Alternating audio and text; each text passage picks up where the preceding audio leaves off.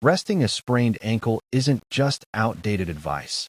It's the primary reason 40% of runners develop chronic, lifetime instability. When you roll your ankle, you typically tear the anterior talofibular ligament, ATFL. This is a structural failure, but the real damage happens in the days following the injury. Your body attempts to patch this tear with collagen.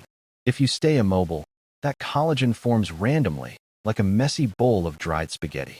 It's weak and brittle. To organize those fibers into strong, aligned bands, you need mechanical stress. This is why the old rice method fails. Ice reduces blood flow, and total rest prevents the tissue remodeling we actually need. But here is the trap that catches even experienced runners. Your ligaments aren't just mechanical tape holding bones together. They are sensory organs. A tear cuts the phone line to your brain, called proprioception. Without this signal, your brain doesn't know the ankle is rolling until it's physically too late to react. To prevent chronic re-injury, we must retrain the brain, not just the tissue. Once pain allows, you must progress through these stability stages before returning to the trail. Rebuild the sensor, not just the tissue. Run smart.